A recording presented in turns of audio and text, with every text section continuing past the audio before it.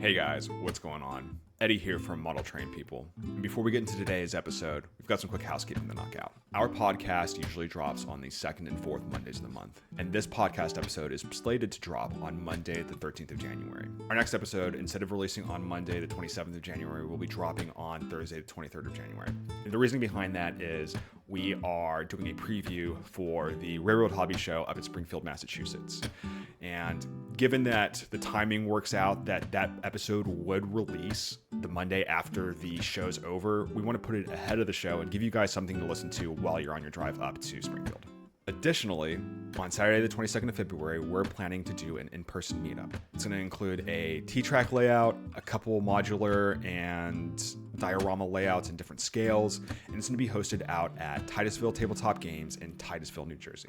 It's also going to coincide with something we're trying to put on called Trainathon, which is a 12 to 24 hour live stream event designed to raise money for a to-be-determined charity. If you're interested in meeting up with us or interested in assisting us with putting on this live stream event, please email us at modeltrainpeople@gmail.com and we'll be in touch with you. And with that, here's today's episode. Welcome to the Model Train People podcast.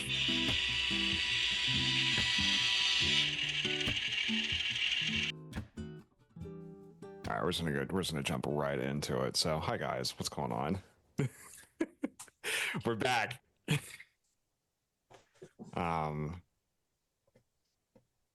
Happy New Year. Happy New Year, y'all. I guess as we're trying to figure it, like, oh my God, is it actually working? Is this gonna work this time? Hopefully. I mean, crossed, right? I am pleasantly optimistic given that, as I'm clipping here on my mic, giving you a hard time for your mic, everybody's bars on their connection looks decent. That is always a good sign. There is a rat's nest of 100-foot cable that, you know, I got more than I needed. I'm here for capability, not efficiency. And there's like it just, you can see this kind of, I don't know if you can, but this is going all the way down 2 flights of stairs to my living room. And Mary walked downstairs and she's like, what is this? And I was like, it's the internet, babe. And she just kind of Don't worry about it. No, she knows, she gets it. But yeah, that last one, I am sorry that it took me 2 episodes into to actually go buy a cable for that. So That's all right. We're there now. That's all that matters. We're here, and that is what matters. So hello everyone. A bit of a cold open there as we're trying to get our feet underneath us after a long holiday break, dealing with family and dealing with internet issues amongst other things. But yeah, we're back. So how was y'all's break? Hope it was great. But well, it is now, we're currently recording this on the 5th. This will release on the 13th of January. So 5 days into the new year. The resolutions, I'm sure, are going strong for everybody. I know they're going strong for me.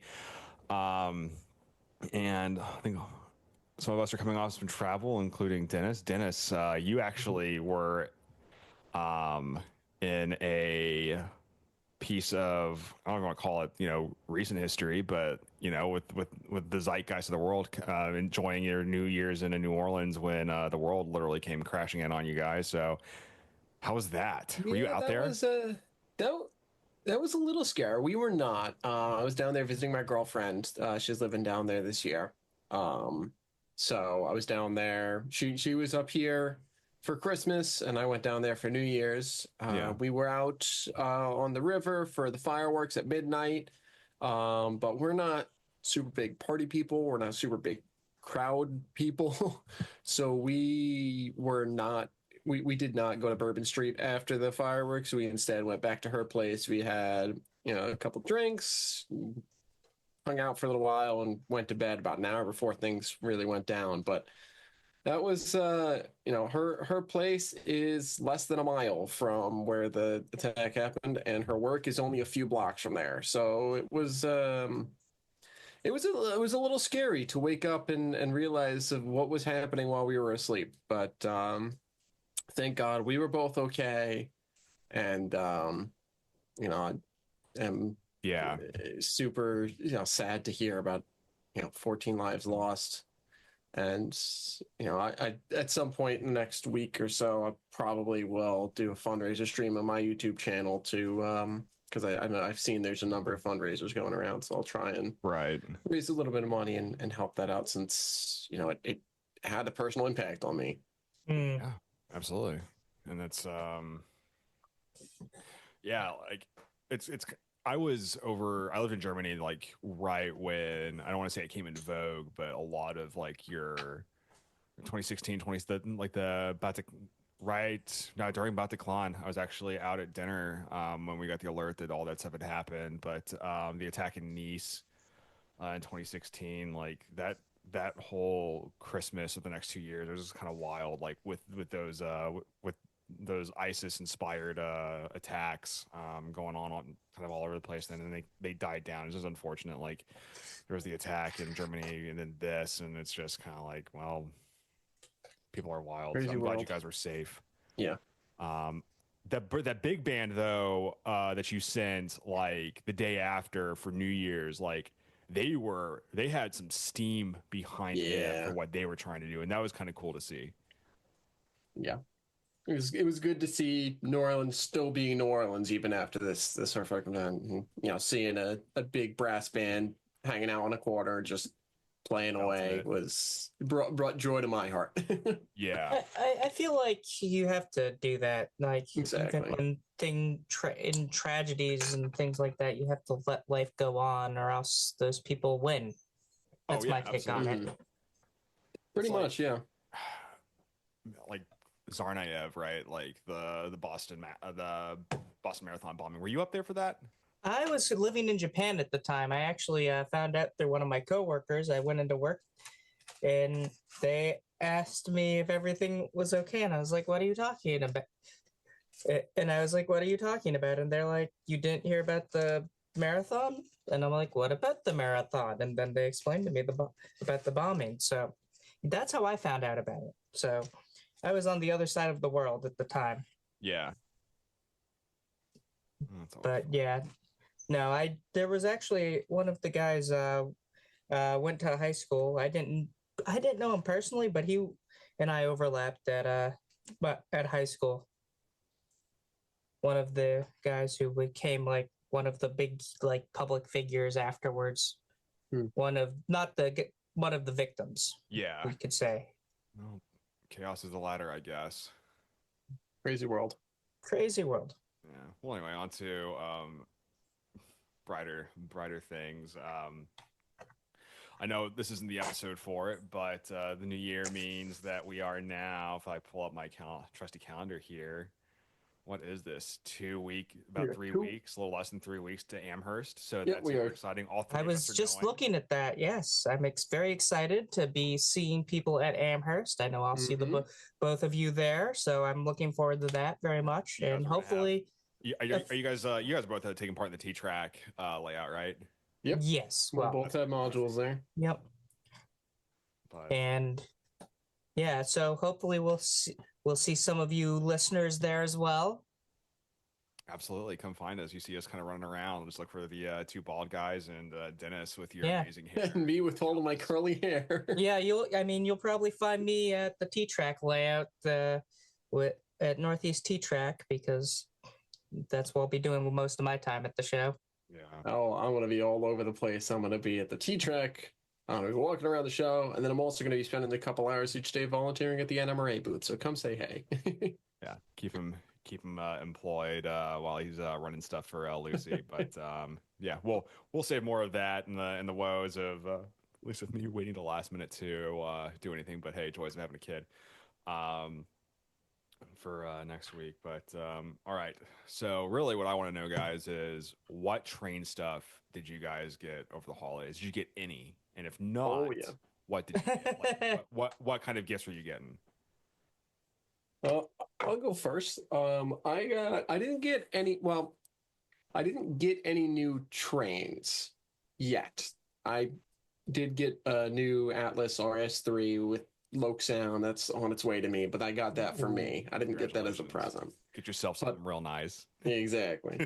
But I did get 2 decoders, a Keep Alive, and a Walters kit, which is the propane dealer. Oh, And I'm gonna nice. kit bash that for Awesome. my layout, which is just off camera Yeah, you to can kind of see over there. a modified one sitting back there. So Yep.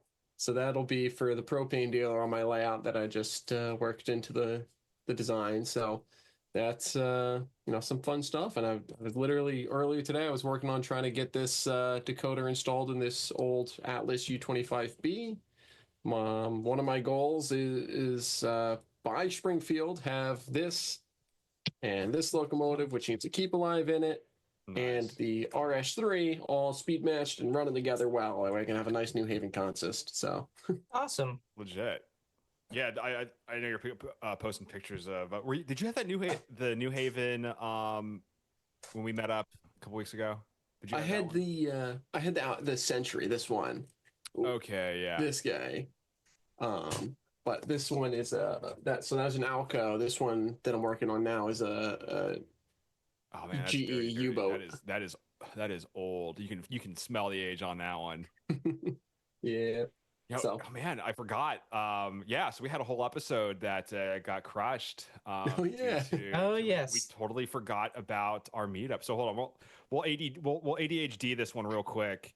But we had our first meetup over at Titusville Tabletop Games in Titusville, New Jersey. It ended up just being me and Dennis at first, and then my little son Henry was hanging out, and then David Kiviat showed up on the back end. Bob was freaking amazing, letting us come in and crash his place. Found out he's an S scaler. We were originally trying to go do the bar over next to the New Hope tourist railway that's sitting over in New Hope, PA. Called the week before to basically coordinate everything. I was like, yeah, whatever.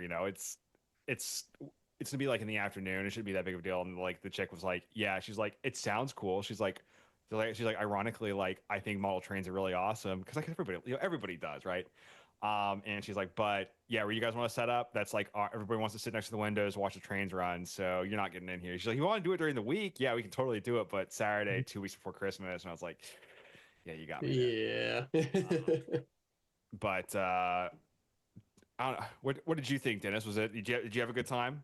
Oh, absolutely. It was a great time. It was wonderful to finally get to see you in person, meet you, meet David. I brought my layout, Eddie brought his layout, and we brought some T-Track modules, and we had a good time running trains. And a bunch of various only the 3 of us were there from the community, but various people as they would come in to just see the game store, which is a great place. Yeah. And you should Oh, man. totally go check it out if you find yourself in the area. But I think people just walking in and seeing it, and a lot of people were like, "Oh, that's neat." So yeah. So what's funny is so David and I ended up meeting up, just the 2 of us, because we originally, like, it ended up being his motivation to, like, hey, nothing like you wait the last minute, it only takes a minute, you have a project you need to get done. He had a couple end caps that he needed to get scenic and completed, and he got one of them taken care of. So we met up again the next weekend, just very quickly, this time without the baby, but yeah, I mean he's great, but it's like sometimes it's a logistical nightmare at times. But we were running our stuff. Like, we had some people like who were super interested in, like, yeah, like this one guy was like, yeah, he doesn't have any social media, so unfortunately we weren't able to connect. And I can't remember the guy's name, but he's like, it's just wild. I'm sure you guys have seen it before. Like, kind of when people see model trains and stuff in the wild, like people are like, yeah, I've always had an appreciation for model railroading and for model trains. It's super cool that you guys are doing this. And then they had a bunch of kids, and like we were off, like we were looking for like a game to play, just like a little quick card game for the 2 of us as we're just letting our trains kind of run. And all of a sudden, like, we hear this and like somebody had he had some of his Japanese stuff set up, and that thing was going into gunning it to 88, going super fast around the layout, and then finally it just yeeted itself off of Oh no. yeah. Oh yeah. So Bob's yelling, probably telling them like, "Hey guys, stop it." We're like, it's cool, it's fine. We're trying to be cool with it, because it's just kids. Um, and then all of a sudden, like I had my scale trains SD 40-3 running, and all of a sudden it stopped. I'm like, well, that's weird. Can I go over to it? And like my phone says there's no connection on it, and I look, and the kids had already left, and or they're in their process of leaving as this happened. And I look at the controller, which this is my bad. And I was thinking about today, kind of just kind of reflecting on it, and like the chips on the front are like all bent in.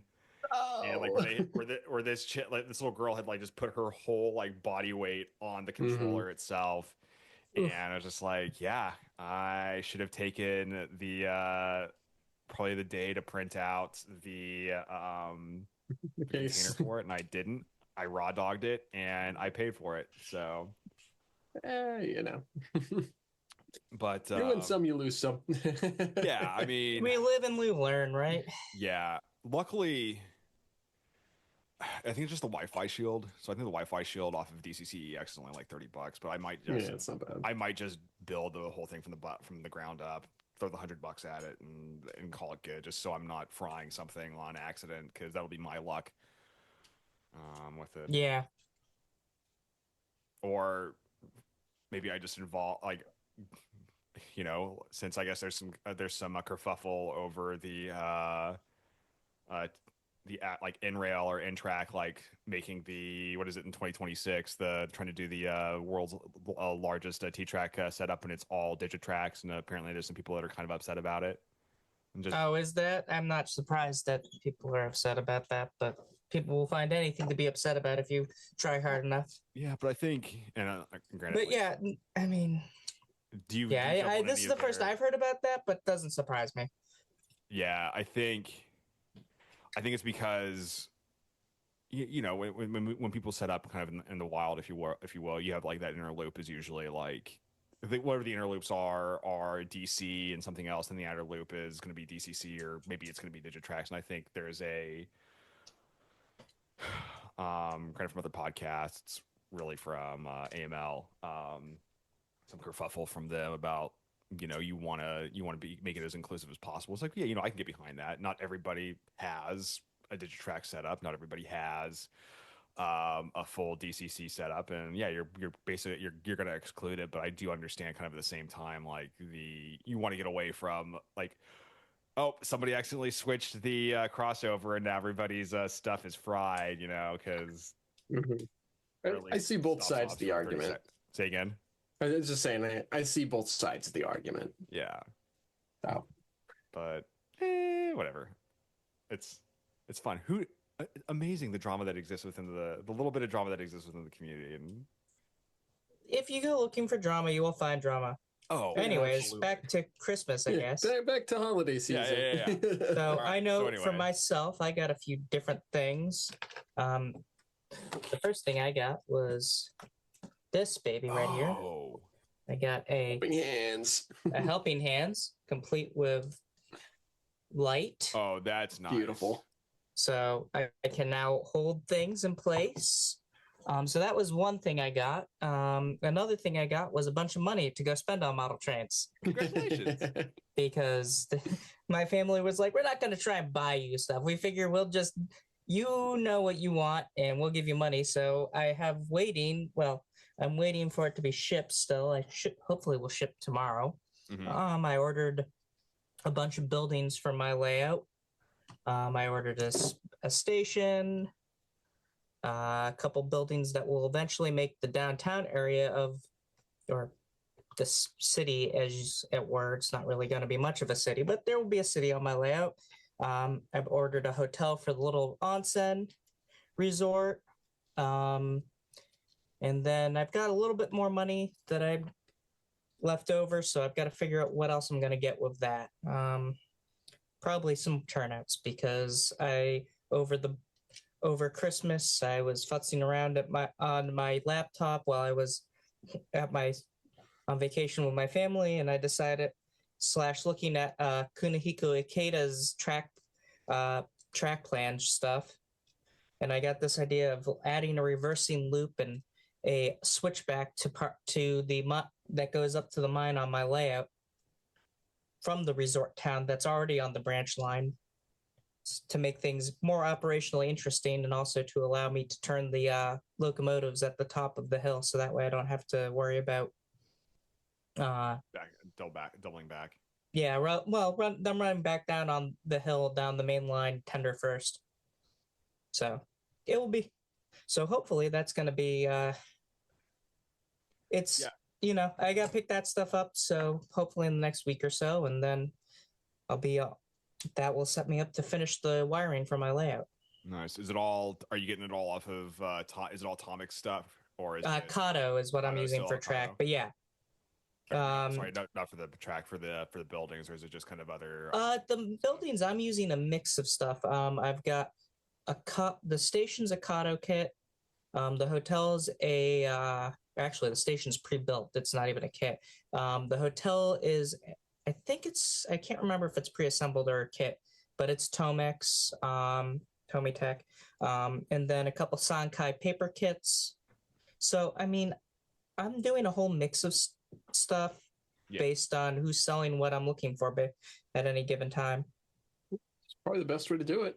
Yeah, you just mix and match. Well, it's not like you get the general list of like, hey, I need these things, and as they come on sale and stuff, like kind of like with me and my hunt for T-Track modules, my inside corner, I'm probably gonna have to wait until Sean Dyke builds another one, or I find another company that does it, or I try to attempt it myself, but it's going to be a hot minute. There's a lot of options for T-Track stuff, to be sure. Yeah, but that's another episode, I feel like. Yes. Oh my God, we could do a whole episode on T-Track. So we could probably do a whole episode, which is on just building a module for T-Track. No, yeah, everybody in the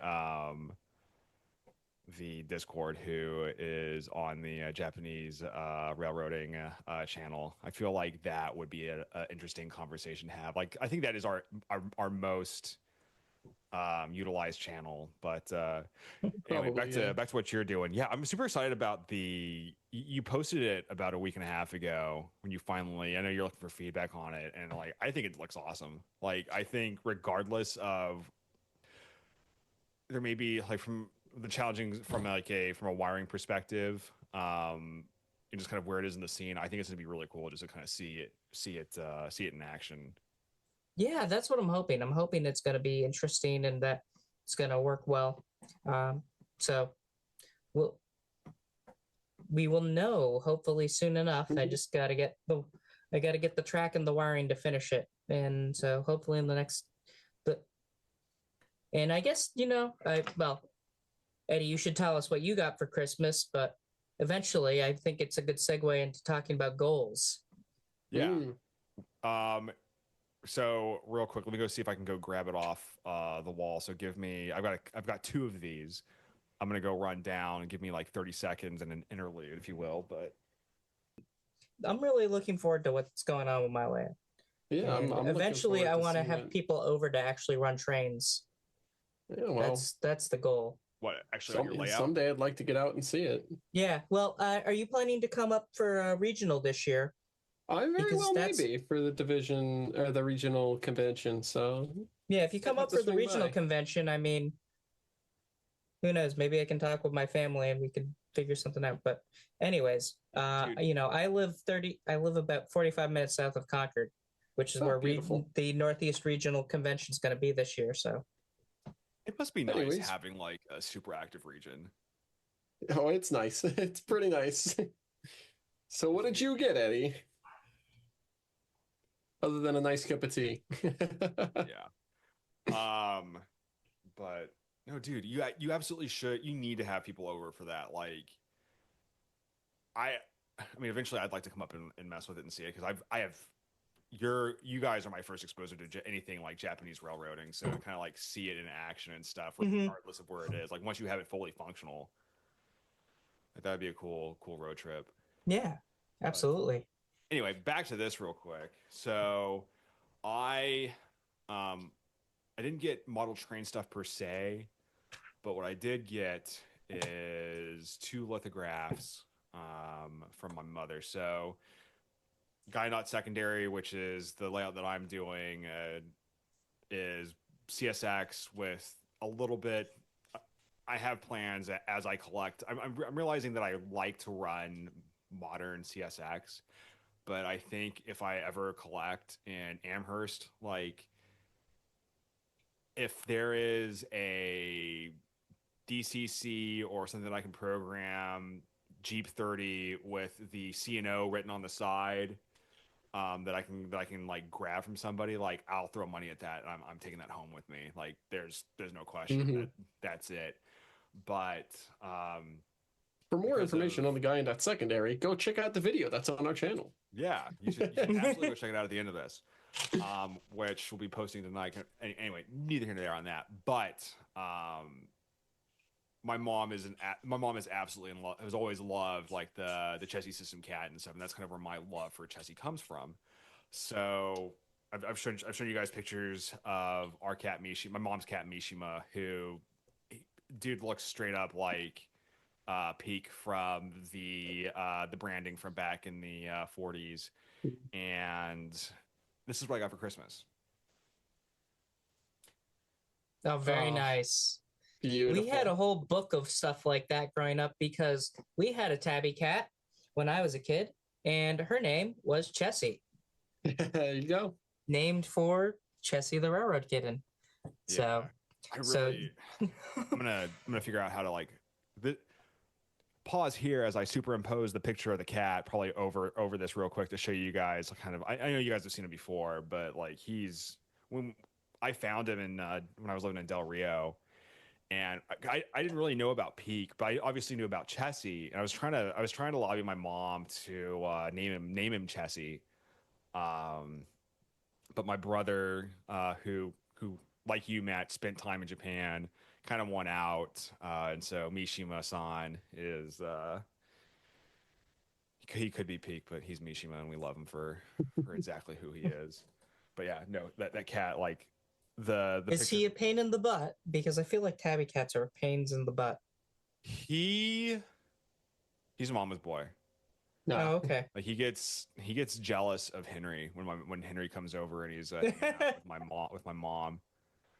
But That's no. funny. So anyway, I got that, and then that's kind of hanging in our stairwell, and then all the way downstairs. And I'm not running downstairs to grab that. There's another one. It's the original. I think it's the original ad that features Peak with Chessie and Chessie's kittens Nip and Tuck. So it's a cool piece of heritage to have, and it's like I was over at my mom's and like she had a couple like I knew she had something that she had gotten like framed, and it was either pictures or like of us or I couldn't really like I was hoping it wasn't anything like kitschy model railroading like pictures that like personally like I wouldn't really liked the like give me a frame picture of like an H8 or a Jeep 30, right? Like this means so much more to me. Like this is something that I can kind of touch, and it goes with that. It goes with the kind of like what our design stuff is downstairs, and I'm really happy with it. And it's a super nice family touch back to my mom. So, mom, Yeah, if you're listening that's to great. this, don't comment on this, but I appreciate it. It was you knocked it out of the park this year. But yeah, so great way to wrap up modeling in 2024 and a great way to look forward on what things lay in store for us in 2025. And Matt, I stole your segue there. So we're also here to talk about goals. And I, you know, start of the new year, we have resolutions. There's a video that that I stumbled across probably about a week and a half ago, and I cannot remember the guy's name. Basically, calling people out for you say you're going to build your dream layout, and then you never build your dream layout. The Pixel Depot, um, the it's literally stop lying to yourself and use this method to start building a layout. He goes through and kind of does the reverse psychology of, you know, no times there's no such thing as perfect. There's frankly only now. So kind of what are you doing? And I think that's something that we should all, as Dennis is quickly, going at it with his stuff, something that, we should all take into consideration. How are we making time? How are we doing this? And, what's the plan? And Matt, I know you have your whole layout set up. So what is your goal for that this year? All right. Well, so I'm very much a planning orientated person. I have to so rather than try, I'm not good with goals, oddly enough. I find that when people set goals, they set this abstract idea. And it goes back to what the guy from the Pixel Depot was saying about how people have their idea of their dream layout, right? So they set their goal. I'm going to build my dream layout this year or something like that. But you need to be more realistic about how you approach things, or more down to earth. And I don't look at things even in a full year at this point, because I have too much ADHD to do that. I'm already reach. I overextend myself anyways, because I have so many different things I do in model railroading. So I'm aside from all the other stuff in my life I have to do outside of that.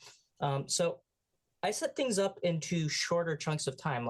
So my goals right now is by the end of January, I want to get all the wiring done on my layout. Oh yeah. That's something that's tangible. It's realistic.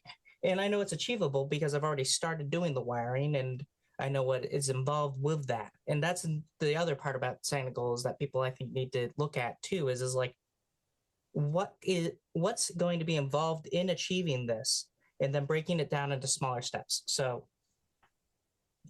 for my wiring, what I need to do is I need to hook up my second throttle. Mm-hmm. I need to create a second switchboard, and I need to wire the second throttle into the first switchboard, and then also split up. And then I also have to wire the wiring back into the new switchboard that I'm building from both those throttles, and then also wire a third switchboard a third throttle that's going to be for controlling the yard area into the original switchboard. I set up a thing with a another three position switch to design it so I can switch between either of the mainline switches on the yard, and then there's also a permanently attached yard throttle. Okay. Because I'm interesting. All right. So basically, is the yard going to be its own power? So, God, on I have. So the idea is I have throttles A, B, and C. Yeah. And each operator would be assigned to a throttle, is my thinking. Okay. Oh. So throttle A and B are designed for mainline operations, and also will be usable on the branch line as well. And then when entering the city side, that's on one end of the main yard on one end of the layout, that switchboard, either A or B, can be hooked into it. And then you can also toggle between the mainline throttle that's connected or the yard throttle. Mm-hmm. So, and my thinking is that with a 3-person operating session, is that there would be a permanent yard hostler / switcher, and they may wind up doubling as or wearing a third hat as a dispatcher as well. Right. Over there, and their job is to manage the trains over there, swap cars out. So they need a permanent throttle. And originally I was going to use multi-position throttles, but I am also this gets into the third part. The other part is knowing what your budget is. Yeah.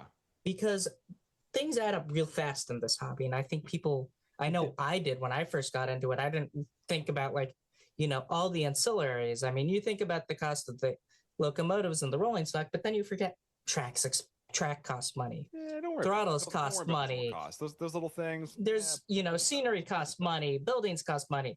Your rolling stock really is only going to be depending on how deep you go in, is maybe going to be a quarter of your costs, maybe even. Right. when you're first getting started if you were looking to build a real layout. Um, and so I had to, and so as a cost cutting measure, I'm using dual dual switches instead of triple pole switches. If I had done triple pole switches, then all 3 throttles could be connected to all of the different power blocks on the layout. Mm-hmm. So I'm doing this compromise thing with the dual pole switches that I can switch a mainline throttle onto one part of the layout. But that means that only one operator can be operating a mainline train on that side of the one side of the layout at a time. Yeah. So yeah, that's basically how I do things. Is like to set goals. I look at, all right, I break out like the big parts of what I'm trying to achieve here, and then I look at all of the little sub pieces that are involved and what's it going to cost me to achieve that. And so break it out into like, okay, so what's being achieved in the short term. And so that's my goal for this month, is to get the wiring finished. Yeah. And even on that too, right? Like, dude, I'll be honest, I have no idea how half that stuff works. Wiring is something that terrifies me, although I do my own DCC stuff, and I'm shocked. I almost touched a live wire once. I'm still here, so clearly I'm fine. I was on when that was being built. But yeah, you're gonna get such an appreciation and an understanding for how DC works. I know we've had, at least in the Discord conversations with Jeff,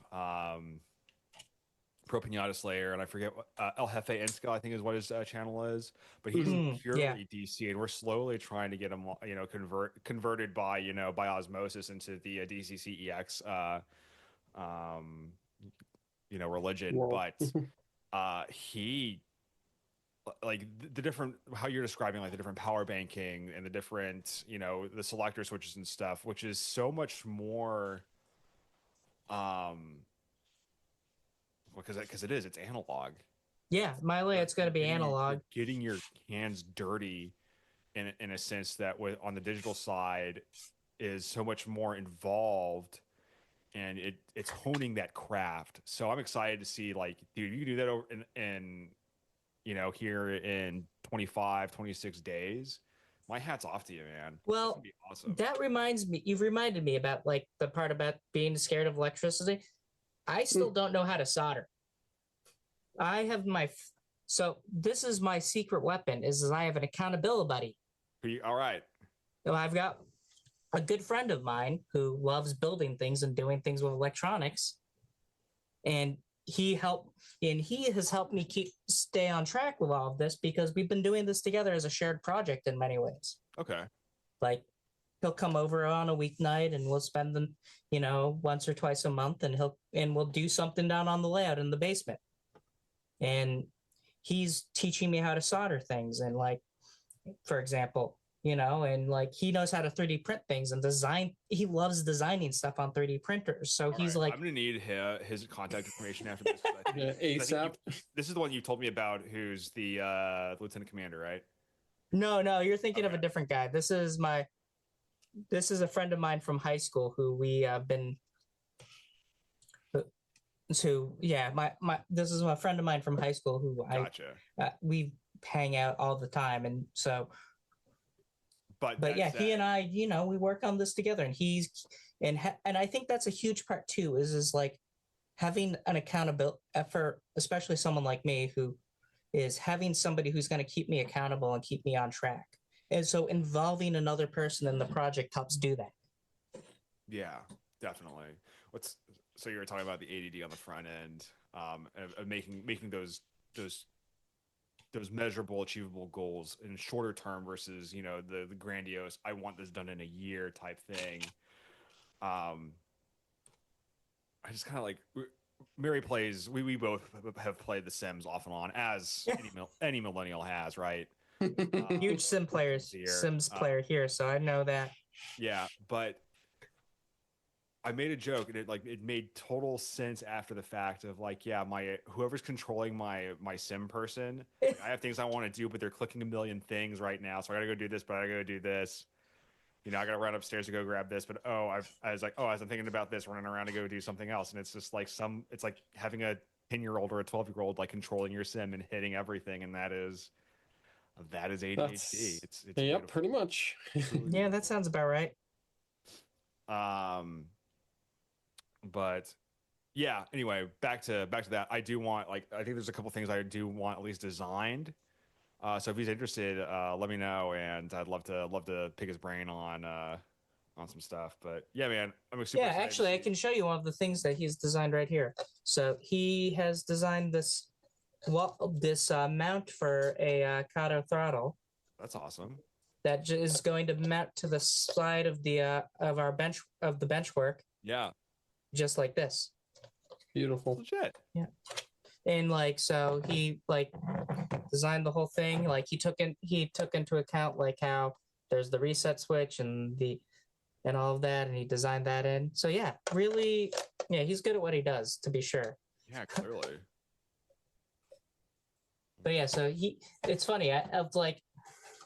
He has little interest in actually running the trains, but he loves building things. It's like It's I know great about the hobby. There's a something for everyone. But yeah, so I've taken to unofficially calling him the chief engineer, not in the locomotive driving sense, but in the actual civil engineering aspect of a railroad. That's what the chief engineer would be. Yeah. Mhm. Man, you got to get them. You need when you do design merch and actually fully name your railroad. Grant, I think you gave me kind of a running name for the preview that we did. You got to get them. You got to get a merch or something, or a hat, or something that says Chief Engineer for y'all's line. Oh yeah, absolutely. Yeah, that's a good idea.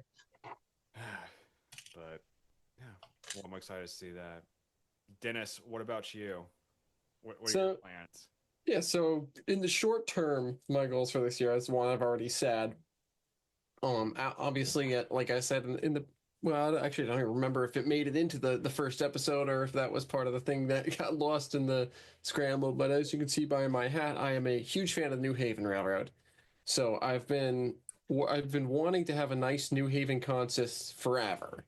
The last time I had really nice running New Haven locomotives that were like diesel locomotives was when I had my very first semi-permanent little track layout that I had with Bachmann Easy Track on a foam covered hollow core door on top of my dresser.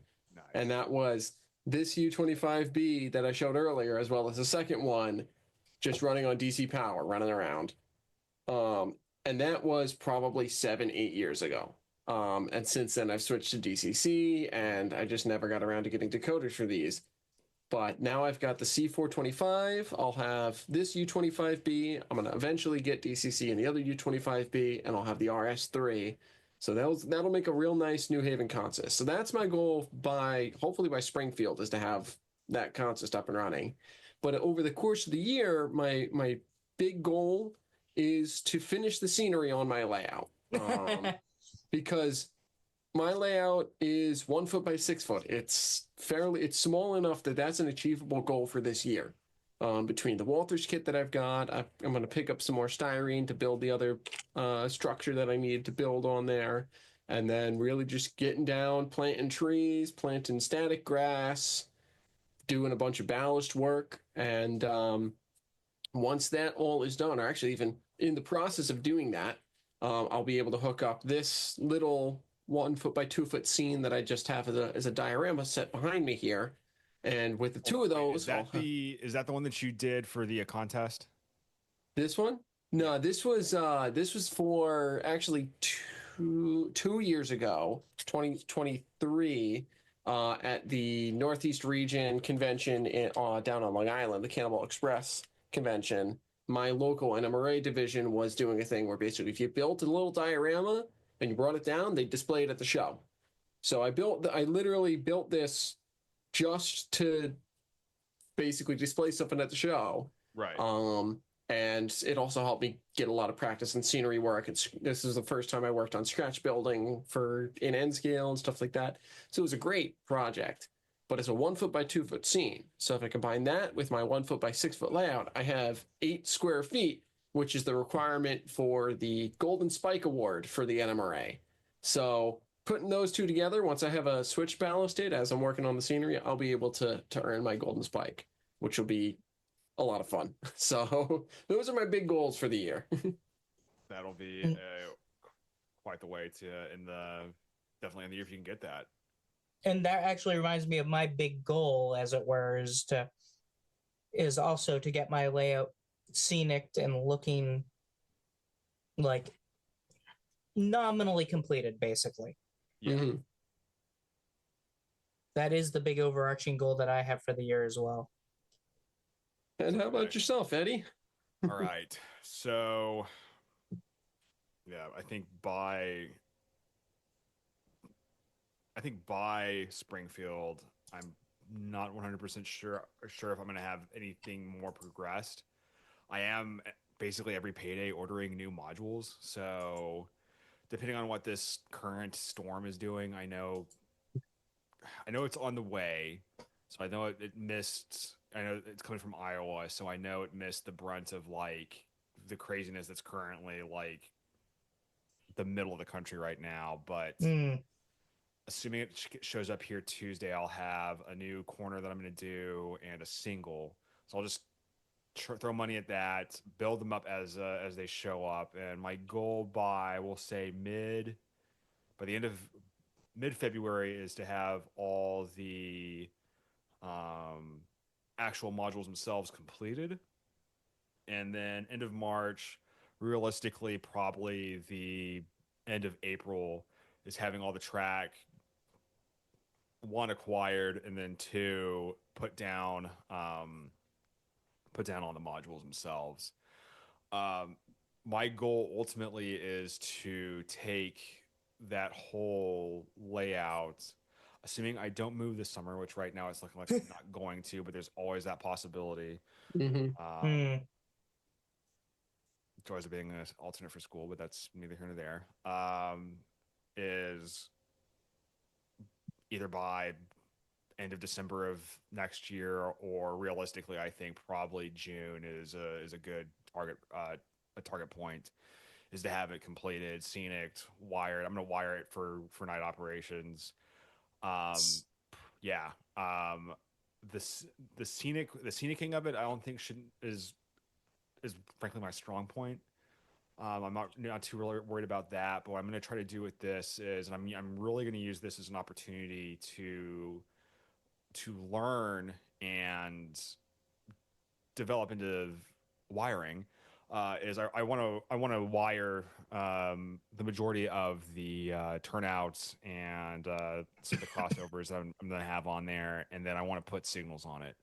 I do not know a lot about signals. I've seen a couple of the Arduino videos that DIY Digital puts out, and a couple others that are sitting on YouTube, but it's like, because I don't understand it, because my learning style is very tacit, it just information goes over my head, and it's like, all right, cool, that's a lot of diagrams. I have no idea what that does. I like your funny words, Magic Man. Say again. I like your funny words, Magic Man. Pretty much. I would love to do something with functional signals on some layout someday, but not this one. Yeah, so I think at least for this, my goal by the end of the year is to have a better, or kind of from a general knowledge perspective, is to have a better wrap around like what does CSX is switching. How do signals function? How do they work? What does CSX do? And then I think it's going to be a little. I don't know this for certain, but I do know last time I was in Huntington, I was trying to railfan, and CSX's security does not like railfans around their engine depot, but that probably is said to be seen. But there was like a back corner, and it was literally nothing but like old signals. So I'm curious if they're in the process of like ripping out all the old like CNO ones, or if it's or the Chessie ones, and it's just wear and tear and maintenance, and they're adding stuff, or if they're doing like, I've got to do some research on what that needs to look like. But in the meantime, figuring out like, hey, what you know, how do I get it to like if it senses if it a current sensor sensing on different things, like what does it look like coming from this way versus versus the opposite direction, and realistically probably what I'm going to do is the actual like the crossover will have signals on it, and then probably like the single cross because there's going to be a couple of those that are on there will be the only ones that'll like basically off the main to the branch. Those will have signals on them, but I think the industrial tracks, I'm not sure if I'm going to put signals on those just because they're not used for runaround. It's just they're accessed by the local. But I don't know. What do you is that? Uh, Assuming you guys know a little bit on that, like what have you guys seen from like a signaling perspective, especially for like local industries? Like you guys paid attention at all to any of that stuff? I mean, on the layout that I operate on regularly, basically the way it works is there's no signals for the industries themselves except for in one place where there is a dedicated runaround track, and that just has little dwarf signals that match the mast signals. Got it. So you know if you can go off of the runaround track and onto the main. But other than that, the industries themselves don't really have, on the industrial tracks, there's not really any signaling required because you're not interfering with the rest of the traffic. Right. Yes. So I operate on two layouts regularly, and they both use different signaling schemes. Then this comes down to different operating practices on those layouts. On one, the signals are more for in my experience, on Bruce Robinson's Valley Junction Railroad, the signals more serve to tell you which direction the turnouts are thrown, because you're basically the dispatcher gives you clearance to one of the three major towns on the main line, and the yards, and each of these three towns on the main line has a runaround in it. And the signals tell you basically which way the turnouts are thrown in the runarounds and at the junctions. The other one I run on is Randhoven's Albany and Susquehanna. And for him, he used turn signaling is to tell you if you're clear to proceed to the next block. Got it. And so if you're in a block area, that is your section of track, and you should be the only train on that section of track, basically. Mm-hmm. And then if you need to do industrial switching, the dispatcher will give you local control of any mainline turnouts if they're required. But for the most part, his layout is set up so that the yards, which in local industries are set up off the main. There's not too much switching that's actually done on the main line. There's a coal power plant that does require, but again, what the dispatcher does is the dispatcher gives you that block, and you let him know if you are when you're finished, or he will let you know if you need to go park your train on a siding and stop switching operations to let another train through that block. But signaling is not usually used, in my experience, for the switching itself. Got it. And I think that makes sense. That's interesting when you said, I don't know why I blanked on it, why I thought this, but I mean, I guess you probably could. Like, I thought you were talking about like interchange between two railroads or basically two different schemes on the same layout. That would be interesting. Oh, Chaos, but interesting, like, I don't know, like a Penn Central, trying to figure out how to merge like your, because that's what you need to do. Do a, where the BCNR is, any type of chaos between like New York Central and the Pennsy trying to like get their stuff to, be figured out. Oh God. Those are, I mean, See Penn Central for any information on how that works. Yeah. Yeah, prototypically chaotic. Spoiler alert, it didn't. But yeah, but anyway, Pretty much.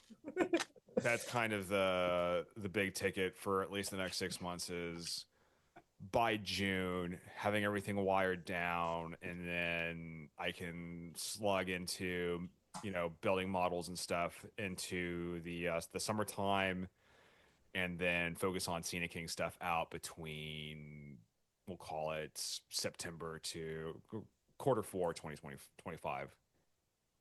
Keep wanting to say 24, but yeah, because it's 5 days after Yeah, the start. gotta get used to that 5 now. Say again. Mm-hmm. Gotta get used to that 5. Oh yeah. But that's about it. That's the plan. But well, guys, we actually have done very well tonight. Nothing for the first time. The No call has technical not dropped. difficulties. No one's awkwardly frozen. I'm curious about some challenges with volume on the front end of this, but I think we'll be good. Not from you, Dennis. More on my end. As I'm sitting here looking at this, and I just noticed that my stuff's turned a little too low, but Mhm. I would figure it out. yeah, it's fun. It's But, fun. It'll buff in editing. But Yeah, I think that's Right. a podcast. All right. the second one in the books. All right, guys. Right, well- So if you've enjoyed listening to us rant about the things that are happening in our world when it comes to model railroading, like, share, comment, subscribe. As David said on the comments in our little preview, this stuff is invigorating. It is captivating, and the algorithm rewards interaction. So please interact. If you hate it, interact as well. Tell us how much. Send us the hate mail. Again, nothing that can get you reported to law enforcement agencies, but we will be entertained by the mean tweets, if you will, or the mean blue skies, whatever The mean your X's. tweeting platform of choice is. But again, follow us on all our social media. Follow the link that is tied to this episode in the show notes, as well as on the different channels where this is located. And then if you want to email us, that is going to be at modeltrainpeople, all one word, at gmail.com. And we look forward to hearing from you guys, and look forward to doing this again. Just real quick, some final housekeeping. The expectation is that these will drop on the